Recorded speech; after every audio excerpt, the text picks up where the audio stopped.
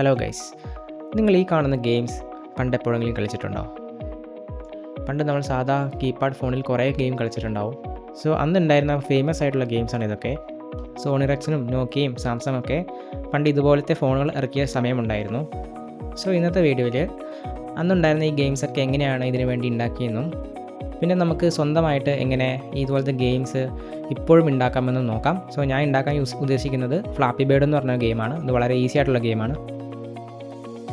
ഇതുപോലത്തെ പഴയ ഫോണുകളിൽ ജാവ മൈക്രോ എഡിഷൻ എന്ന് പറഞ്ഞൊരു ടെക്നോളജി ഇൻബിൽട്ട് ആണ്. സോ ഇത് വച്ചിട്ടാണ് ഇവരെല്ലാം ഈ ഫോണുകൾക്ക് വേണ്ടി ഗെയിംസ് ഡെവലപ്പ് ചെയ്തിരുന്നത്. ഇത് ജാവ മൊബൈൽസിനൊക്കെ വേണ്ടി സ്പെഷ്യലായിട്ട് ഡെവലപ്പ് ചെയ്തിരിക്കുന്ന ഒരു പ്ലാറ്റ്ഫോമാണ്.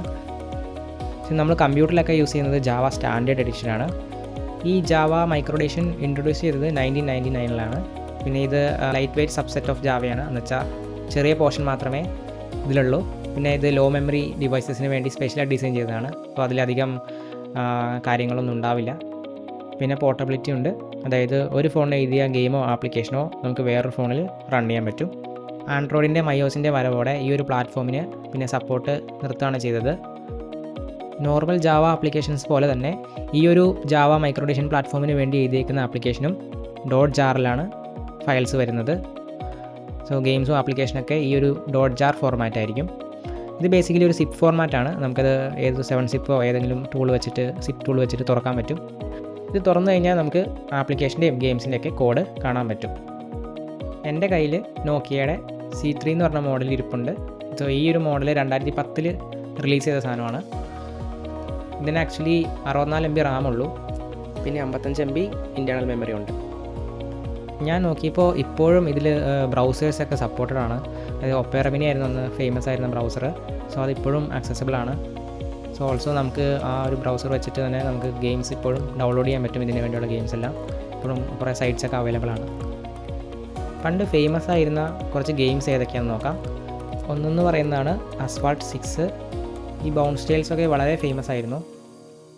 ഈ ഗെയിമിൽ സെയിം കളറുള്ള കട്ടകളൊക്കെ നമ്മൾ പൊട്ടിച്ച് കളയണം. ഒരു ആക്ഷൻ അഡ്വഞ്ചർ ഗെയിമായിരുന്നു പ്രിൻസ് ഓഫ് പേർഷ്യ. ഈ ഒരു ഗെയിമിൽ ബോൾ നിലത്തേക്ക് പോകാണ്ട് ആ ബ്ലോക്സൊക്കെ പൊട്ടിച്ച് കളയണം. ഇതിലും സെയിം കളറുള്ള ബബിൾസിനെല്ലാം പൊട്ടിച്ച് കളയണം. ഇത് സ്നേക്കിൻ്റെ ഒരു അഡ്വാൻസ്ഡ് വെർഷനാണ്. ശരിക്കും പറഞ്ഞാൽ ഈ ഫോണൊക്കെ ഉണ്ടായിരുന്ന സമയത്ത് ഒരു 10,000-20,000 ഗെയിംസും ആപ്ലിക്കേഷൻസൊക്കെ ഡെവലപ്പ് ചെയ്തിരുന്നു. നിങ്ങൾക്ക് ചിലപ്പോൾ അറിയായിരിക്കും ഫേമസ് ആയ ചില ഡെവലപ്പേഴ്സിനെ. അതായത് EA, Gameloft, digital chocolate ഇവരൊക്കെയായിരുന്നു പണ്ട് ഈ മാർക്കറ്റിൽ ഫേമസ് ആയിരുന്ന ആൾക്കാർ. നിങ്ങളുടെ കയ്യിൽ ഈ പഴയ മൊബൈൽസ് ഇല്ലെങ്കിൽ നമുക്ക് ഈ ഗെയിംസ് അല്ലാണ്ട് നമുക്ക് എമുലേറ്റേഴ്സ് വെച്ച് കളിക്കാൻ പറ്റും. അപ്പോൾ വിൻഡോസിന് വേണ്ടി KE എമുലേറ്റർ എന്ന് പറഞ്ഞൊരു എമുലേറ്റർ ഉണ്ട്. ഇത് വെച്ചിട്ട് ഈ ജാവ ME ഗെയിംസും ആപ്ലിക്കേഷൻസൊക്കെ റൺ ചെയ്യാൻ പറ്റും. നമ്മുടെ ആൻഡ്രോയിഡ് ഫോണിലും ഉണ്ട് ഒരു എമുലേറ്റർ, ജാവ ME ലോഡർ എന്ന് പറഞ്ഞൊരു എമുലേറ്റർ. കൂടാതെ വിൻഡോസിന് വേണ്ടി കാഫി ബ്രേക്ക് എന്ന് പറഞ്ഞൊരു ആപ്ലിക്കേഷനുണ്ട്. ഈ ആപ്ലിക്കേഷനിനകത്ത് നിറയെ ഗെയിംസ് ഓൾറെഡി ലോഡഡ് ആണ്. സോ നമുക്ക് ചുമ്മാ ഡബിൾ ക്ലിക്ക് ചെയ്ത് കഴിഞ്ഞാൽ ആ ഗെയിംസ് നമുക്ക് കളിക്കാൻ പറ്റും. ഈ ഗെയിംസ് എല്ലാം എമുലേറ്ററിലാണ് റൺ ആവുന്നത്. ഇനി എങ്ങനെ നമുക്ക് സ്വന്തമായിട്ടൊരു ഗെയിം ഉണ്ടാക്കാമെന്ന് നോക്കാം. അതായത് ഞാൻ ഉണ്ടാക്കാൻ ഉദ്ദേശിക്കുന്നത് ഫ്ലാപ്പി ബേർഡ് ആണ്. സോ എൻ്റെ കയ്യിലുള്ള നോക്കിയ C3 സ്ക്രീൻ സൈസിന് വേണ്ടിയാണ് ഞാൻ ആ ഗെയിം ഉണ്ടാക്കാൻ പോകുന്നത്. അതായത് ഇതിന് 320 വിഡ്ത്തും 240 ഹൈറ്റുള്ള സ്ക്രീൻ സൈസാണുള്ളത്. ഗെയിംസൊക്കെ ഉണ്ടാക്കുന്നതിന് മുന്നേ ഇതിനൊരു കോർ കൺസെപ്റ്റായ ക്യാൻവാസ് എന്നൊരു ക്ലാസ് ഉണ്ട്. ആ ഒരു ക്ലാസ്സിനെ പറ്റി അറിഞ്ഞിരിക്കണം. അതായത് എനിക്ക് സ്ക്രീനിൽ കാണുന്ന പോലെ ഈ ഒരു പച്ച കട്ടേനെ എനിക്ക് റൈറ്റ് സൈഡിലേക്ക് മൂവ് ചെയ്യണം. അതാണ് എൻ്റെ ഗെയിം എന്ന് വെച്ചോ.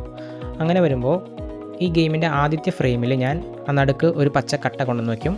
ഇനി രണ്ടാമത്തെ ഫ്രെയിമിൽ ഞാൻ ആ പച്ചക്കട്ടയുടെ X കോർഡിനേറ്റ് ഒന്ന് ഇൻക്രിമെൻറ്റ് ചെയ്യും. അതായത് ഒന്ന് റൈറ്റ് സൈഡിലേക്ക് നീക്കും. പക്ഷേ രണ്ടാമത്തെ ഫ്രെയിം എന്ന് പറയുന്നത് ഫസ്റ്റ് ഫ്രെയിമിലെ കട്ടയല്ല എടുക്കുന്നത്. രണ്ടാമത്തെ ഫ്രെയിമിന് മുന്നേ നമ്മൾ അതിന് മുന്നത്തെ ഫ്രെയിമിൻ്റെ കണ്ടൻറ്റ് ക്ലിയർ ചെയ്തിട്ട് രണ്ടാമത്തെ ഫ്രെയിമിൽ ഒന്നുകൂടെ ഡ്രോ ചെയ്യുകയാണ് ചെയ്യേണ്ടത്. സോ ഇങ്ങനെ ഫ്രെയിം ബൈ ഫ്രെയിം നമ്മൾ വരച്ച് അങ്ങനെയായിരിക്കും ചെയ്യുക. അങ്ങനെ വരുമ്പോൾ അതിനൊരു മൂവ്മെൻറ്റ് പോലെ ഫീൽ ചെയ്യും. നമ്മൾ ആനിമേഷൻ ചെയ്യുന്ന പോലെ തന്നെയാണിത്.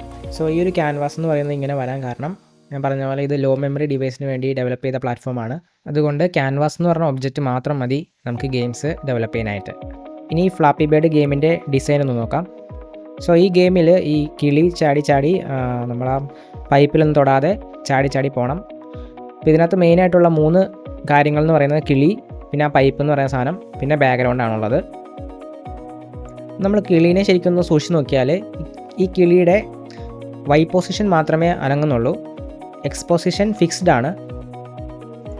പക്ഷേ പൈപ്പിൻ്റെ കേസിൽ നോക്കുകയാണെങ്കിൽ പൈപ്പിൻ്റെ എക്സ് പൊസിഷനാണ് നീങ്ങുന്നത്, വൈ പൊസിഷൻ ഫിക്സ്ഡ് ആണ്. പിന്നെയുള്ളത് ജസ്റ്റ് ബാക്ക്ഗ്രൗണ്ട് ഇമേജ് ആണ്. ഈ ഗെയിമിൻ്റെ സ്കോറിനെ പറ്റി നോക്കുകയാണെങ്കിൽ ആ കിളി ആ പൈപ്പ് സിമ്പലിലൊന്നും ടച്ച് ചെയ്യാണ്ട് ഇതിൽ കടന്നു പോവുകയാണെങ്കിൽ സ്കോർ ഇൻക്രിമെൻ്റ് ആവും. സോ ഇനി എങ്ങനെ നമുക്ക് ഡെവലപ്മെൻറ്റ് ചെയ്യാമെന്ന് നോക്കാം. സോ ഡെവലപ്പ് ചെയ്യാനായിട്ട് നമുക്ക് നെറ്റ് ബീൻസ് ID ആവശ്യമുണ്ട്. ഇത് പഴയ വേർഷനാണ് വേണ്ടത്, കാരണം പുതിയ വേർഷനിലൊന്നും ഈ ജാവ ME സപ്പോർട്ടില്ല. സോ ഞാൻ യൂസ് ചെയ്യുന്നത് 7.3 ആണ്. പിന്നെ കൂടാതെ നമുക്ക് ഒറാക്കിളിൻ്റെ ജാവ ME SDK വേണം. സോ അതിനകത്താണ് ഈ ജാവ MEയുടെ എല്ലാ കാര്യങ്ങളും ഉള്ളത്. പിന്നെ വേണ്ടതാണ് നെറ്റ് ബീൻസിൻ്റെ പ്ലഗിൻ. അതായത് ഇതുപോലത്തെ ജാവ ME പ്രൊജക്റ്റ് ഉണ്ടാക്കാനും എമുലേറ്ററൊക്കെ സപ്പോർട്ട് ചെയ്യണമെങ്കിൽ ഈ ഒരു പ്ലഗിൻ ഇൻസ്റ്റാൾഡ് ആയിരിക്കണം. സോ നമുക്ക് ആദ്യമായിട്ട് എമുലേറ്റർ ഒന്ന് എനേബിൾ ചെയ്യാം നെറ്റ് ബീൻസിനകത്ത്. ഞാൻ പറഞ്ഞ പോലെ നോക്കിയ C3യുടെ സ്ക്രീൻ സൈസിന് വേണ്ടിയാണ് ഈ ഗെയിം ഉണ്ടാക്കുന്നത്. സോ ആ സ്ക്രീൻ സൈസ് വെച്ചിട്ടുള്ള എമുലേറ്റർ ആയിരിക്കും നമുക്ക് വേണ്ടത്. അപ്പോൾ നമ്മൾ ആ സ്ക്രീൻ സൈസ് അവിടെ കൊടുക്കുക.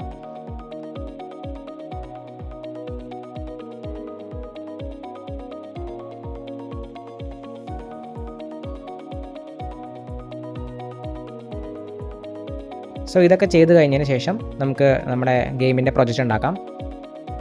സോ പ്രൊജക്റ്റ് ഉണ്ടാക്കുമ്പോൾ നമ്മൾ ആ ക്രിയേറ്റ് ചെയ്ത എമുലേറ്ററിനെ അവിടെ പോയിൻ്റ് ചെയ്യിപ്പിക്കാം.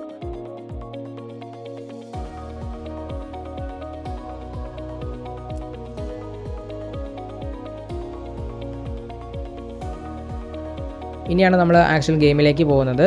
നമുക്ക് ആ ബേഡിൻ്റെ ലോജിക്ക് ഒന്ന് ആഡ് ചെയ്യാം. ഞാൻ പറഞ്ഞ പോലെ ആ ബേഡിൻ്റെ വൈ പൊസിഷൻ മാറിക്കൊണ്ടിരിക്കും, എക്സ് പൊസിഷൻ ഫിക്സ്ഡ് ആയിരിക്കും. തൽക്കാലം ഞാൻ ആ പക്ഷിയുടെ പടത്തിന് പകരം ഞാൻ ജസ്റ്റ് ഒരു കട്ടയാണ് കൊടുക്കുന്നത്. ഇത് കഴിഞ്ഞിട്ട് നമുക്ക് ആ പടം ആഡ് ചെയ്യാം, പക്ഷിയുടെ പടം ആഡ് ചെയ്യാം.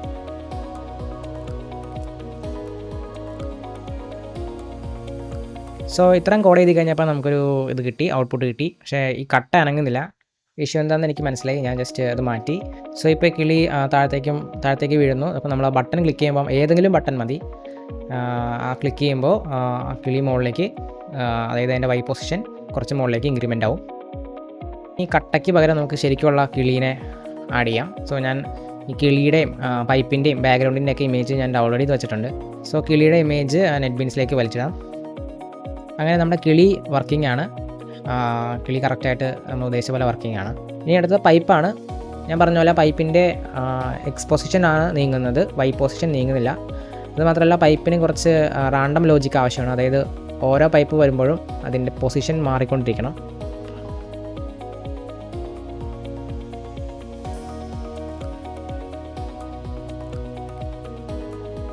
സോ ഉദ്ദേശിച്ച പോലെ പൈപ്പും റെഡി ആയിട്ടുണ്ട്.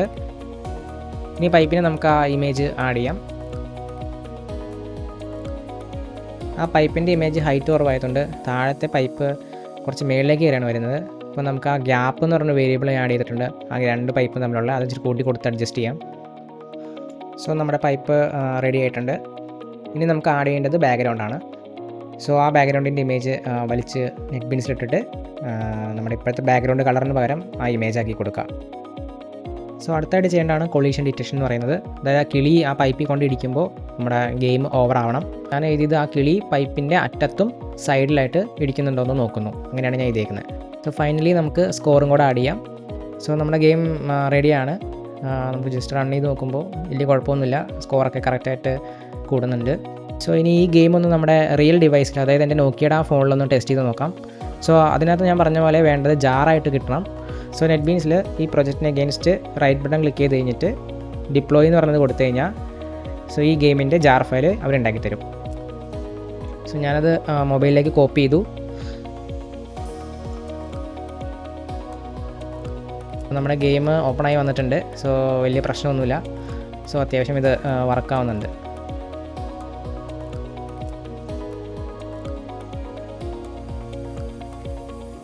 ഈ ഒരു വീഡിയോ ഇഷ്ടമായെങ്കിൽ ലൈക്ക് ചെയ്യുക, സബ്സ്ക്രൈബ് ചെയ്യുക. Thank you.